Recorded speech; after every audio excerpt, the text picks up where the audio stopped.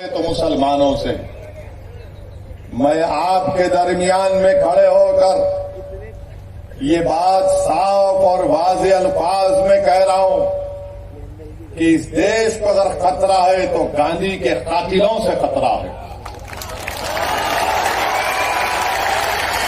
इस देश को अगर खतरा है तो नाथूराम गोडसे को अपना हीरो मानने वालों से, इन जालिमों से खतरा है।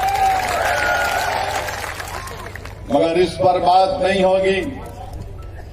गोडसे के भक्त आज ये नफरत की फिजा भारत में पैदा कर रहे हैं। आज आप देख रहे हैं कि जब मैंने हिजाब के मसले को उठाया तो उत्तर प्रदेश के विधानसभा के चुनाव चल रहे थे, तो मुझ पर तनकीद की गई कि ओवैसी तुमने उत्तर प्रदेश में हिजाब के मसले को क्यों उठाया। मेरे अजीज दोस्तों और बुजुर्गों, मैं हुफ़ाज़े किराम के दरमियान में खड़े होकर लबकशाई कर रहा हूं। मैं उलमाए किराम के दरमियान में खड़े होकर बोलने की जुर्रत कर रहा हूं। मैं सियासत के मदरसे का तालिब इल्म हूं और सियासत सीखने की कोशिश कर रहा हूं, और सियासत का तालिब इल्म होने की बुनियाद पर मैं ये कह सकता हूं कि हर चीज इस्लाम दुश्मन ताकतें ये देखती हैं कि मुसलमानों को मुल्क के एक हिस्से में चुमटी लेकर देखो, तनकीद करके देखो, इनको हिलाकर देखो, इनका रद्द अमल क्या होगा। जब मैंने हिजाब के खिलाफ आवाज उठाई और कहा कि हिजाब हम पहनेंगे, हमारी बेटी, हिजाब हमारा बुनियादी हक है, अगर आज हिजाब पर खामोश हो जाओगे तो कल कहेंगे दाढ़ी बहुत लंबी है, कम कर लो।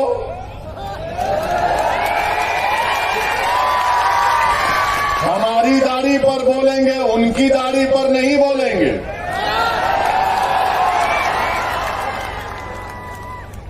कल कहेंगे कि नहीं टोपी बड़ी ठीक नहीं है, टोपी उतार लो। तो ये कोशिश जो मुल्क में की जा रही है वो क्या है। तनकीद करने वालों करो मुझ पर तनकीद, मगर हिजाब को क्यों टारगेट किया जा रहा है? क्योंकि मुसलमानों का कल्चर उनसे छीन लिया जाए, मुसलमानों की तहजीब को उनसे छीन लिया जाए। जब मुसलमानों को उनकी तहजीब और तमद्दुन से दूर कर दिया जाएगा तो मुसलमान क्या रहेगा? एक जिंदा लाश रहेगा। इसीलिए मैं आपसे कह रहा हूं कि आपको अपनी एक सियासी ताकत और अपनी आवाज को बनाना है।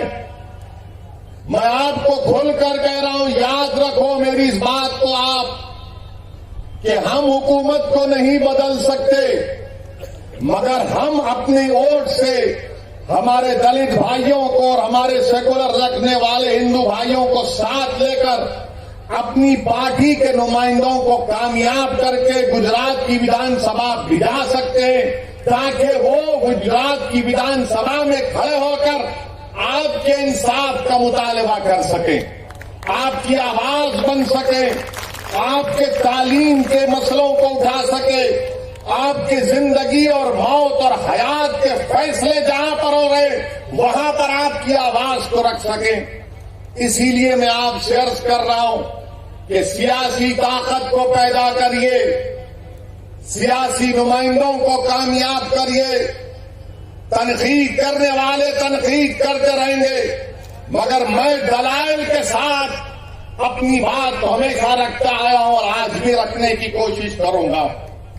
मेरे अजीज दोस्तों और बुजुर्गों, आज आप देख रहे हैं कि ज्ञानवापी मस्जिद का मसला उठा दिया गया। जब मैंने उस पर कहना शुरू किया तो फिर से उंगलियां उठाना शुरू कर दिए, तनकीद करना शुरू कर दिए कि आखिर तुम क्यों बोल रहे हो। तो फिर आप बोलो ना, जो मुझे खामोश रहने के लिए कह रहे हैं, आप क्यों नहीं बोलते? हिजाब के मसले में आपको बोलना चाहिए था, आप नहीं बोले। हलाल गोश्त का मसला आपको बोलना था, आप नहीं बोले। नौकरियां मिल रही है नौजवान मुसलमान को तो कहा गया जो अब जिहाद आपको बोलना चाहिए था आप नहीं बोले। अब मस्जिद का मसला आया तो हम जब दलाइल के साथ मस्जिद की बात करते हैं तो कहते हैं तुम क्यों बोल रहे हो। अरे याद रखो मैं बोलूंगा, मैं इसलिए बोलता हूं क्योंकि मैं जिंदा हूं, मुर्दा नहीं हूं। मैं इसलिए बोलता हूं कि मेरे जमीर को मैंने अभी बेचा नहीं है, ना कभी बेचूंगा इंशाअल्लाह ताला। मैं इसलिए बोलता हूं कि मैं सिर्फ अल्लाह से डरता हूं, किसी मोदी से, योगी से नहीं डरता हूं। मैं इसलिए बोलता हूं क्योंकि भारत का संविधान जिसको बाबा साहिब अम्बेडकर ने बनाया, मुझे फ्रीडम ऑफ एक्सप्रेशन की इजाजत है और मैं खोलकर अपनी बात को रखना चाहता हूं। हाँ, तुमको अगर मेरी बात पसंद नहीं आती है तो अपने कान में उंगली रख लो, मगर तुम मेरी जबान को बंद नहीं कर सकोगे। तो याद रखिए, अगर आज आप ये सोच कर आए कि हम इसका भाषण सुनेंगे तो मैं आपसे अपील कर रहा हूं कि मैं कोई कव्वाल नहीं हूं, कोई गाने वाला नहीं हूं कि आप मेरी आवाज को सुनकर वाह हासिल करने में नहीं आया हूं। मैं इसलिए आया हूं और आता रहूंगा बड्डाम को कि आप इस सरजमीन पर अपने सियासी लीडर को पैदा करिए, अपनी क़यादत को मजबूत करिए गुजरात में। मेरे अजीज दोस्तों और बुजुर्गों, मस्जिद का मसला आया। मस्जिद तो मेरी है ना, मस्जिद तो मेरी है। और ज्ञानवापी मस्जिद के बारे में टीवी चैनल पर बहुत शाम में 6 बजे, रात में 9 बजे बैठकर ये बहुत दर्ज देते हैं। ये हमको सिखाते हैं मस्जिद क्या है क्या नहीं है। मकसद क्या है कि बीजेपी को और तमाम इन पार्टियों को ये लोग बचाने का काम करते हैं। ज्ञानवापी मस्जिद क्या है?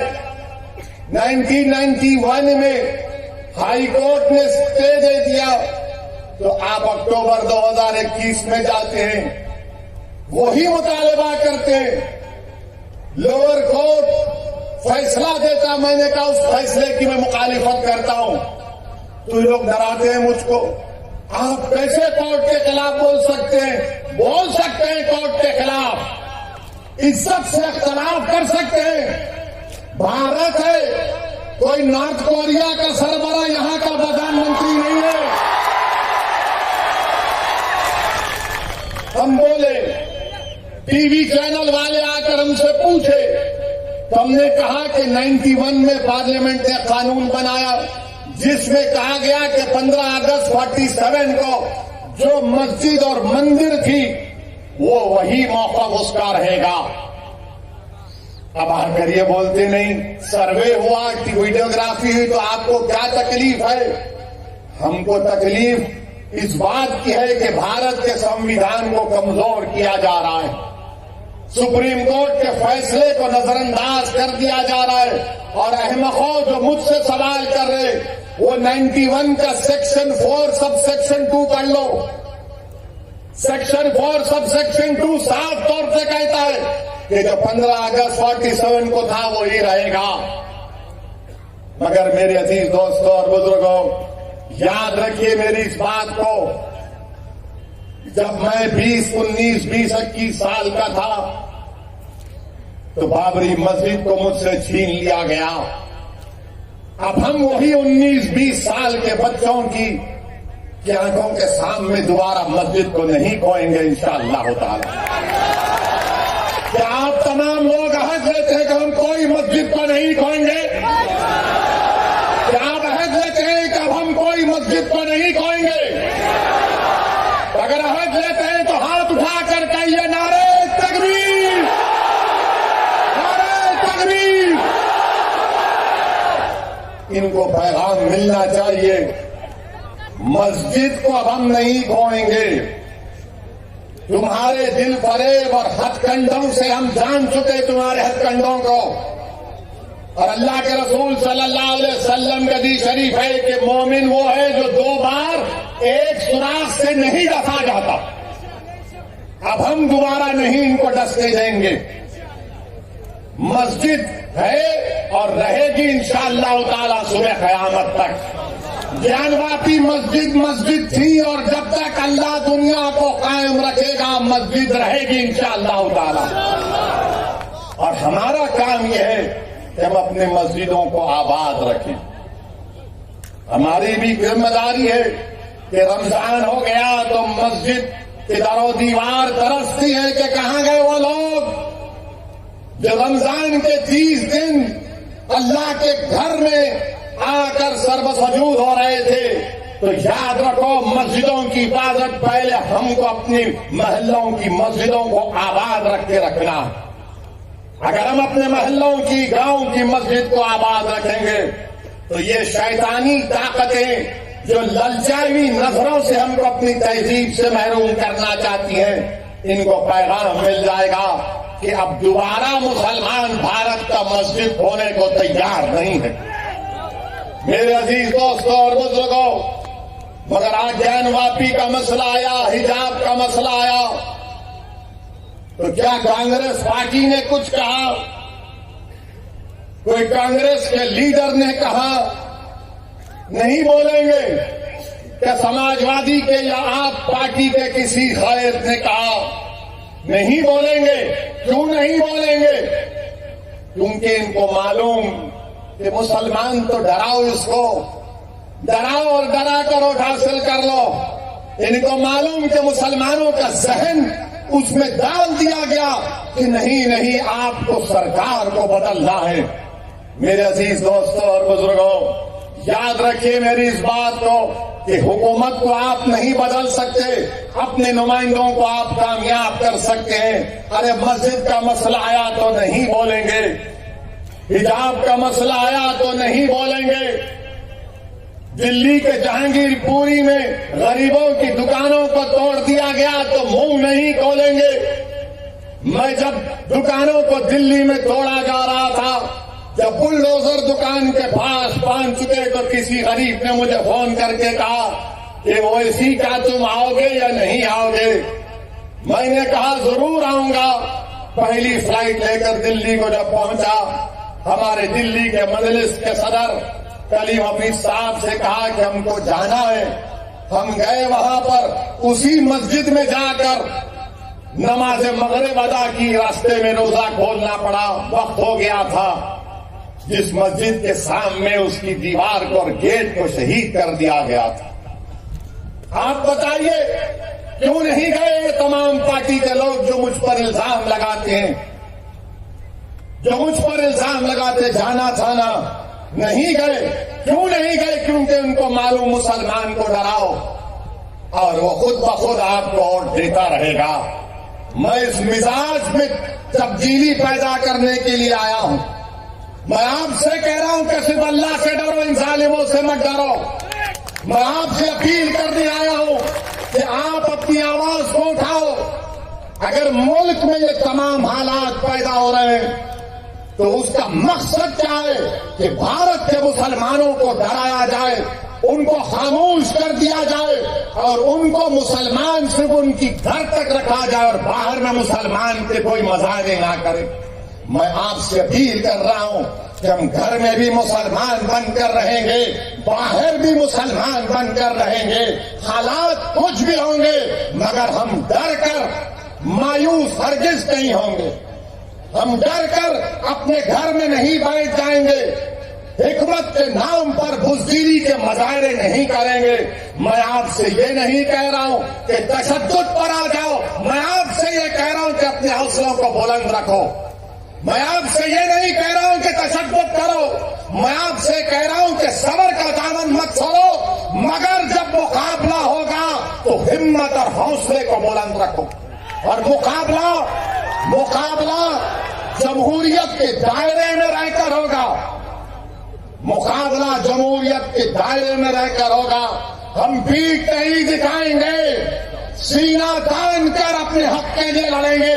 ये भारत का संविधान हमको इस बात की इजाजत देता है मेरे अजीज दोस्तों और बुजुर्गों। वहीं पर जहांगीरपुरी में हुआ तो मध्य प्रदेश में सेंधवा में खरगोन में घरों को तोड़ दिया गया और कहा गया कि पत्थर फेंकते थे। अब बताइए, एक मशीन से जिसके हाथ कटे हुए हैं क्या वो पत्थर फेंक सकता है? जिसके दोनों हाथ कटे हुए हैं उसकी दुकान को तोड़ दिया। एक 75 साल के ज़ईफ शख्स को खूब पीटा, कहा कि तुमने पत्थर फेंका। तो उस बूढ़े ने कहा, अरे मैं 10 कदम नहीं चल सकता, कहां पत्थर उठाकर फेंक सकूंगा? क्या कोई आवाज उठी कांग्रेस की तरफ से? मध्य प्रदेश में तो आपकी सरकार थी, गुजरात में खंभात में हिम्मतनगर में 10-10 साल पुराने गोडाउन थे, बीजेपी ने उन गोदामों को तोड़ दिया। कौन है ये लोग तोड़ने वाले? क्या गुजरात का मुख्यमंत्री, मध्य प्रदेश का मुख्यमंत्री,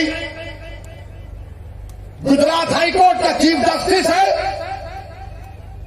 क्या तुम कोर्ट के जज बन चुके कि तुम तय करोगे कि कौन किसका घर तोड़ेगा?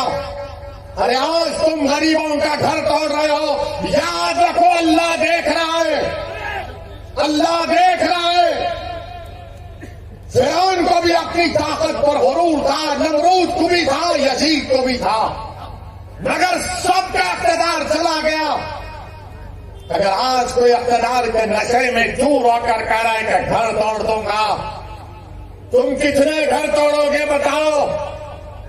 तुम घर तो तोड़ सकते, मगर याद रखो इख्तिदार तुम्हारी हाथ से छीना जाएगा इंशाअल्लाह ताला। इख्तिदार किसी के पास नहीं रहता। बड़े बड़े लोग आकर चले गए। जब अलेक्जेंडर दुनिया से जा रहा था, जिसने आधी दुनिया को फतेह किया, तो उसने एक वसीयत की थी कि जब तुम मेरे जनाजे को लेकर जाओगे तो मेरे हाथ को खुले रखना। लोगों ने पूछा, अलेक्जेंडर द ग्रेट, इसमें क्या हिकमत है? तो उसने कहा कि जिसने आधी दुनिया को फतेह किया, मैं पैगाम ये देना चाहता हूं कि मैं जब दुनिया छोड़ के जा रहा हूं तो मेरे हाथ खाली हैं, मेरे हाथ में कुछ भी नहीं। तो याद रखो, जुल्म करने वालों, जुल्म को रोको। उस खरगोन में, बल्कि उत्तराखंड, खरगोन और उत्तराखंड में हमारी एक मां ने कहा, क्या कहा उस मां ने? मैं बार बार जब उसका वीडियो देखता हूं तो मेरे रोंगटे खड़े हो जाते। हमारी उस मां ने कहा कि मैं सब्र कर लूंगी, अल्लाह ही करेगा इंशाअल्लाह। उस मां ने कहा कि मैं सब्र कर लूंगी, अल्लाह नहीं करेगा। और मैं आपसे अपील कर रहा हूं कि अल्लाह पे तवक्कल करो, जिद्दोजहद करो मेरे भाई, मेरी मां और बहनें, जिद्दोजहद करो।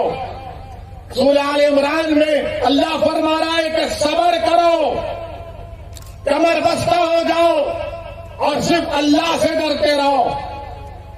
हमको जिद्दोजहद करना है।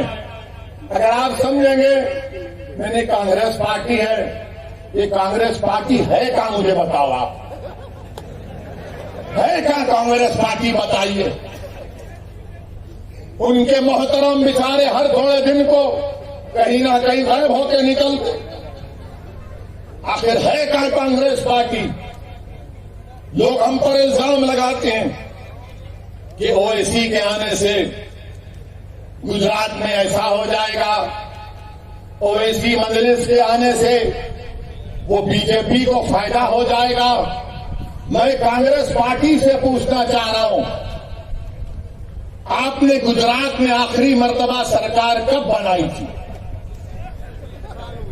बताओ कांग्रेसियों, तुमने गुजरात में आखिरी मर्तबा अपनी सरकार कब बनाई थी?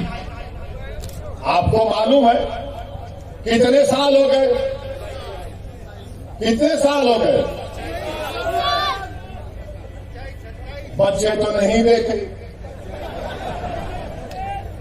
और नहीं देखेंगे इंशाअल्लाह। आप जो बुजुर्ग देखे वो देख चुके, वो भी नहीं देखेंगे।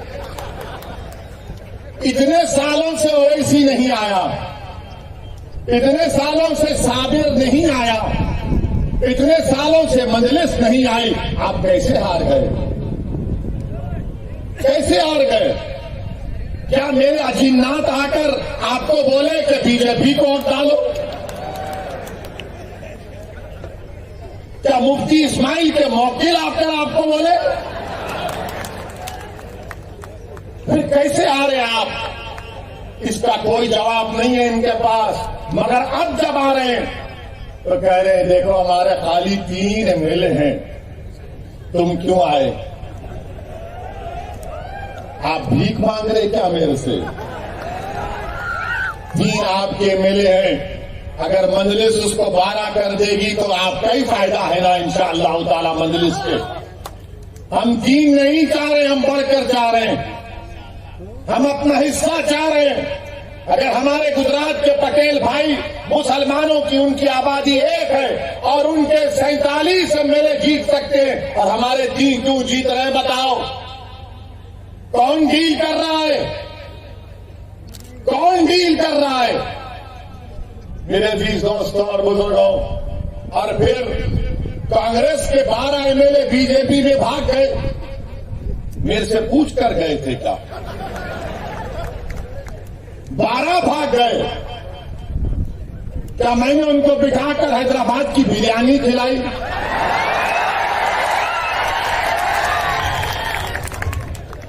वो तो मेरी बिरयानी नहीं खाए, वो तो नरेंद्र मोदी का ढोकला खाकर चले गए बीजेपी में।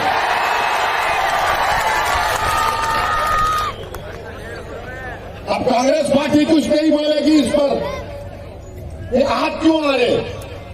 राहुल गांधी अमेठी में हार गए, मैं नहीं था। कैसे हार गए राहुल गांधी बताओ?